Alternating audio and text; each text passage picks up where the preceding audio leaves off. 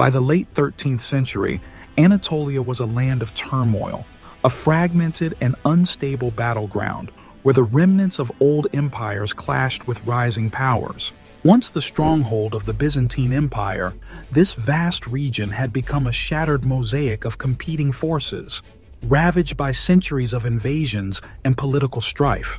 The Byzantines, who had ruled Anatolia for nearly 1,000 years, were now reduced to a few isolated outposts: Iznik, Bursa, and Izmit, mere echoes of their former dominance.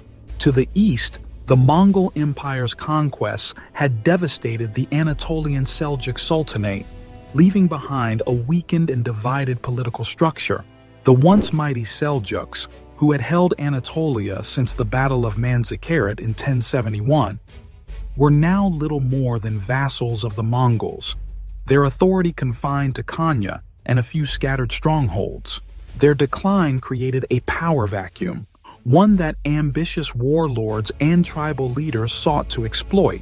Amidst this chaos, waves of Turkic migrants, fleeing from the Mongol onslaught in Central Asia and Persia, flooded into Anatolia. Many of these displaced peoples were warriors and nomads, fiercely independent tribes who sought new lands to settle, raid, and rule. Among these tribes was the Kayi, a branch of the Oghuz Turks that would bring one of the key figures in history, Osman Ghazi. Unlike many of his contemporaries, Osman Ghazi did not see himself as a mere chieftain of a wandering people. While most tribal leaders pursued short-term conquests, raiding, pillaging, and amassing wealth, Osman dreamed of something greater. He envisioned a unified state, a powerful entity that could serve as a beacon for the scattered Turkic tribes and challenge the crumbling Byzantine rule in Anatolia. However, Osman's rise to power was not an inevitability. He was not born into an established kingdom, nor did he inherit a vast domain. Instead, he built his power from the ground up, relying on his strategic brilliance, military skill, and an unshakable belief in his destiny. His story is one of persistence, resilience, and an unyielding ambition to carve a nation out of the fragmented remains of an empire. To fully understand Osman's rise, however, we must first go back even further, to the journey of his ancestors, the Kayi tribe, and their long and treacherous search for a homeland. The origins of Osman's people can be traced back to the Kayi, a branch of the Oghuz Turks, renowned for their military skill, discipline, and loyalty. The Kayi were among the most prestigious of the 24 Oghuz tribes, tracing their lineage back to the legendary founder of the Oghuz Turks, Oghuz Khan. The name Kayi itself means strong or mighty, and their emblem, a bow with 3 arrows, symbolized their warrior nature and their deep-rooted traditions of conquest and leadership. For generations, the Kayi had thrived as a nomadic people, moving across the vast steppes of Central Asia, following the rhythm of the seasons as they herded their flocks and trained for war. However, in the early 13th century, a force unlike any other emerged from the east, the Mongol Empire, led by Genghis Khan. By 1221, the Mongol horde had obliterated the Khwarezmian Empire, sending shockwaves through Persia and Central Asia. Cities that had once been bustling centers of Islamic learning and commerce, Samarkand, Bukhara, Merv, and Nishapur, were left in ruins, their populations massacred. Entire civilizations were uprooted in the face of Mongol expansion, and waves of refugees fled westward into the Islamic world. Among those fleeing were the Kayi, led by their bey, Suleiman Shah. Suleiman, like many Turkic leaders of the time, saw no future for his people in their ancestral lands. He understood that if the Kayi were to survive, they had to find a new home somewhere far from the Mongol onslaught. Thus began a harrowing migration, one that would take the Kayi across thousands of miles of unforgiving terrain, through mountains, deserts, and hostile territories. Their journey took them westward from Merv to Azerbaijan, where they sought temporary refuge. but the Mongols' relentless advance left them with no choice but to keep moving. Their journey eventually brought them to the lands near Ahlat in eastern Anatolia, where many displaced Turkic tribes had settled. However, this was not to be their final home. Suleiman Shah sought richer, more fertile lands for his people, and so, in 1236, he led the Kayi toward Syria, hoping to establish a new base of operations. But fate had other plans. As the Kayi attempted to cross the Euphrates River, tragedy struck. Suleiman Shah drowned, swept away by the rushing waters near Jabar Castle. His sudden death threw the Kayi into turmoil. Without their leader, the tribe fractured, and different factions made different decisions about their future. One group, uncertain of where to go next, chose to remain in Syria. Another group migrated south, blending into other Turkic communities. A third group, led by Suleiman Shah's sons, Ertugrul and Sungur, pressed onward into Anatolia. With only 340 tents, a mere fraction of their former numbers, this small band of warriors set out in search of new lands, new allies, and a new destiny. By the mid-13th century, Anatolia was a battlefield, contested by multiple factions. While the Byzantines still controlled pockets of land in the west, much of central Anatolia was nominally under Seljuk rule. However, the Seljuks themselves were weakened, their power eroded by Mongol overlordship and internal divisions. For the Kayi, this was both a danger and an opportunity. Danger, because the region was lawless, and they would have to navigate a deadly game of shifting alliances and betrayals. But this brought a lot of opportunities, because a strong and ambitious leader could carve out his own domain, independent of both the Byzantines and the Mongols. Ertugrul, now the head of the Kayi, understood this better than anyone. He had inherited a small and vulnerable tribe, but he also had warriors willing to fight, and a vision for something greater. To survive, he needed to find a powerful ally, one who could grant them land and protection. Ertugrul, aware that the Seljuk Sultanate still held nominal control over Anatolia, sought their support and legitimacy. In 1240, he sent an envoy to Sultan Alaeddin Kikubad, ruler of the Anatolian Seljuks, offering the services of the Kayi warriors in exchange for land. The Sultan, impressed by Ertugrul's courage and the military prowess of the Kayi, granted them a small but strategically vital region near Sogut, on the Byzantine frontier. This changed everything. Sogut was no ordinary settlement. It was a frontier outpost, a buffer against Byzantine incursions, a gateway to expansion that positioned the Kayi for future conquests. This decision would prove pivotal, not only for the survival of the Kayi tribe, but for the future of the Ottoman Empire. Here, Ertugrul's leadership flourished. The tribe transformed Sogut into a thriving settlement and earned the loyalty of neighboring Turkic clans. Ertugrul himself became a trusted ally of the Seljuks, distinguishing himself in battles against both Mongol and Byzantine forces. Under Ertugrul's leadership, the Kayi began to grow in strength, launching raids on Byzantine lands and asserting themselves as a new power in Anatolia. He would prove himself in the upcoming Battle of Karacahisar. By the mid-13th century, Anatolia was in a state of near-constant warfare, as the declining Byzantine Empire and the Anatolian Seljuks struggled to maintain control over the lands between the Aegean and central Anatolia. As Mongol forces pushed westward and Byzantine strongholds weakened, many Turkic tribes found themselves in a position to seize new territories and carve out independent domains.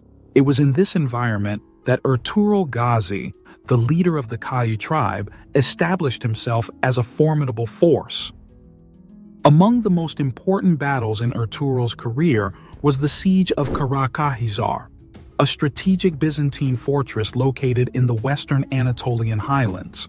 Controlling key trade routes and serving as an important defensive outpost for the Byzantine frontier, Karacahisar had long been a thorn in the side of the Anatolian Seljuks. For Sultan Alaeddin, bringing this fortress under Seljuk control was crucial, as it would secure the borderlands against Byzantine incursions and open the path for further expansion. The Karacahisar fortress, perched on a rocky hill, was well fortified and difficult to approach. Its position allowed the Byzantines to monitor and control trade routes passing through Bilecik, Eskişehir, and Sogut, which were vital economic and military hubs. The fortress was also used as a staging point for raids into Seljuk-controlled territories, often disrupting the stability of the region. For Ertugrul and his Kayi warriors, Karacahisar represented both a threat and an opportunity. If the Byzantines continued to hold it, they could launch devastating attacks on Turkish settlements, preventing further expansion. However, if the fortress fell to the Seljuks, it would not only strengthen Ertugrul's position in the region, but also prove his loyalty and military prowess to the Seljuk Sultan. In 1243, the Seljuks mustered an army under Sultan Alaeddin Keykubat to lay siege to Karacahisar. Knowing that a direct assault on the fortress's walls would be costly, the Sultan entrusted Ertugrul with leading the frontier forces in a campaign of raiding and harassment against the Byzantines. Ertugrul's strategy was bold and unconventional. Rather than engaging in a prolonged, direct siege, he targeted the supply routes that kept Karacahisar operational.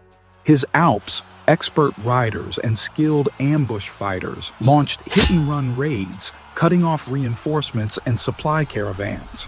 These attacks created panic and disorder among the defenders, forcing them to ration their food and stretch their resources thin. To further weaken the fortress's defenses, Ertugrul deployed night raids against nearby Byzantine outposts, burning grain stores and intercepting couriers.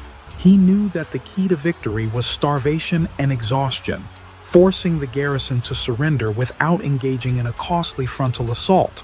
As weeks turned into months, the situation inside Karacahisar deteriorated.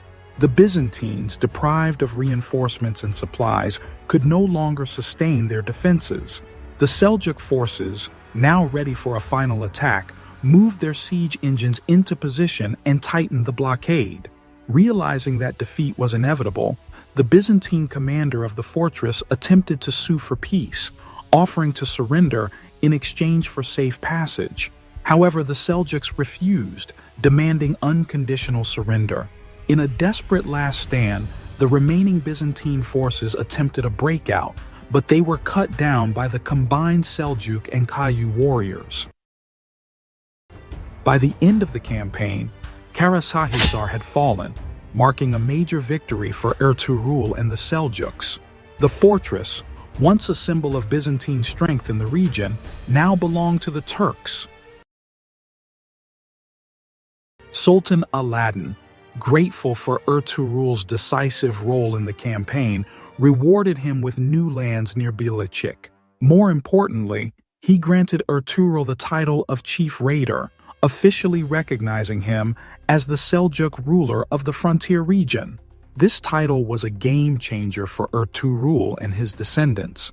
It gave him the right to conduct independent military campaigns, collect taxes, and establish his own administration. In effect, the Kayi tribe had become a semi-independent entity, free to expand into Byzantine territories under Seljuk protection.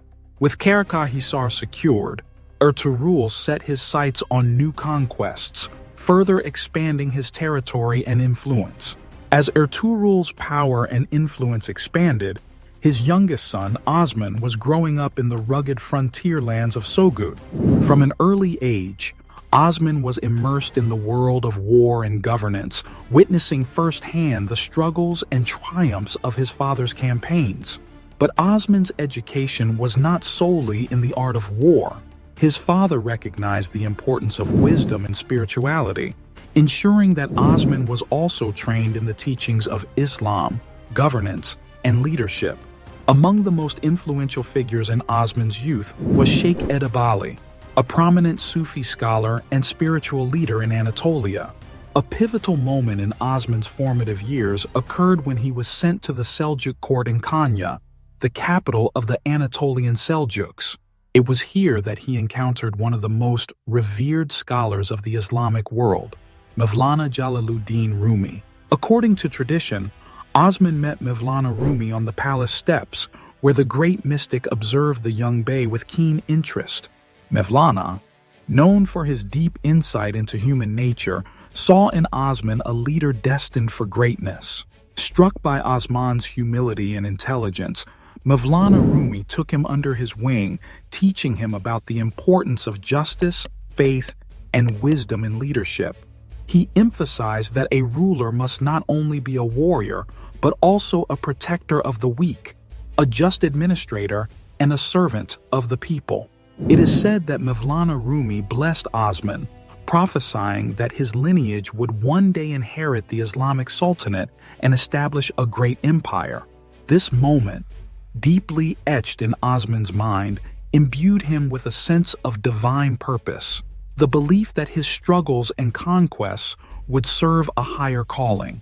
Inspired by the teachings of Mevlana Rumi and Sheikh Edebali, Osman matured into a leader who valued justice as much as strength. This philosophy of governance, blending military might with spiritual wisdom, would become a defining feature of the Ottoman state. His time would come sooner than he expected. The death of Ertugrul Gazi in 1281 marked a turning point for the Kayi tribe. For nearly half a century, Ertugrul had guided his people through warfare, diplomacy, and migration, securing land and autonomy on the Byzantine frontier under the protection of the Anatolian Seljuks. However, his passing left the tribe at a crossroads. Would the Kayi continue along the path Ertugrul had set, or would they fracture under new leadership? At the time of his father's death, Osman was still a young warrior, but he had already begun to distinguish himself through his courage, tactical brilliance, and leadership.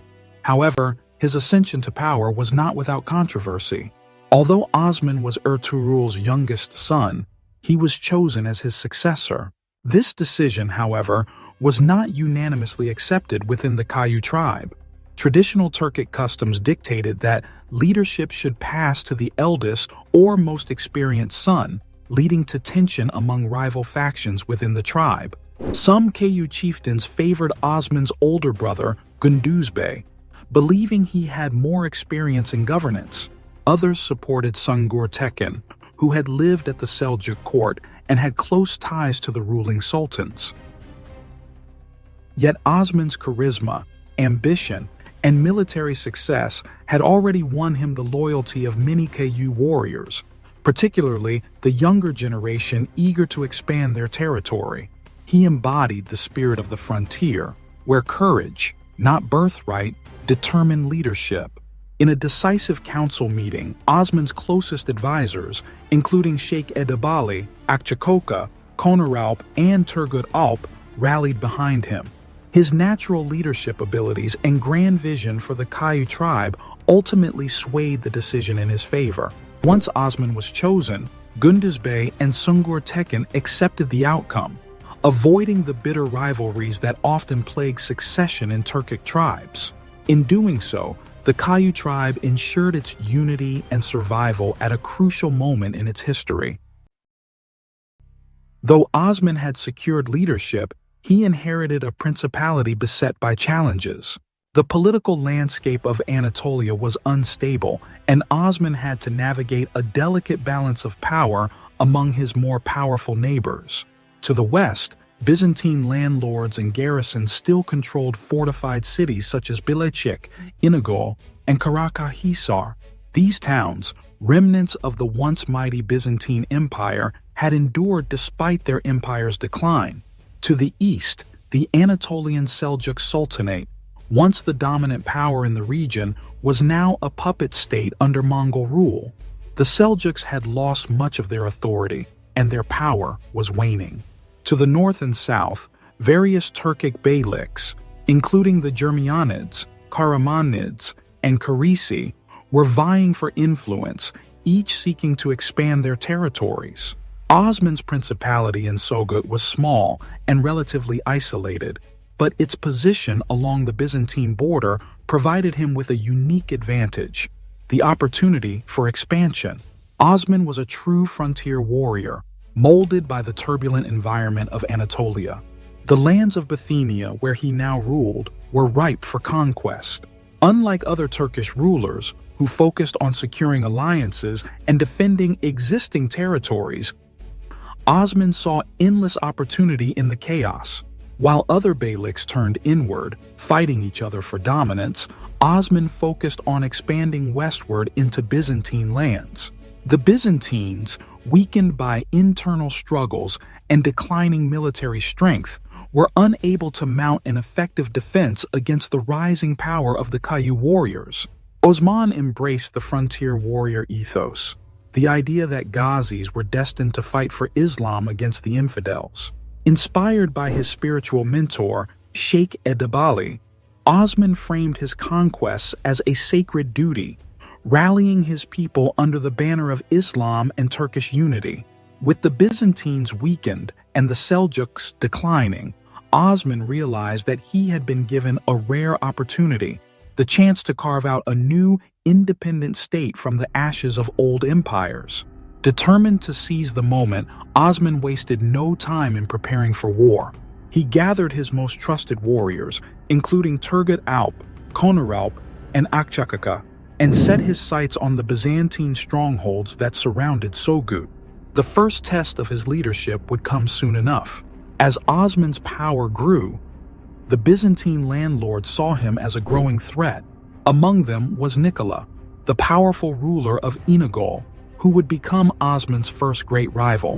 Osman's rise was no longer just the story of a tribal leader seeking to expand his territory. It was the beginning of a new state, one that would eventually grow into an empire spanning 3 continents. The war for Bithynia had begun.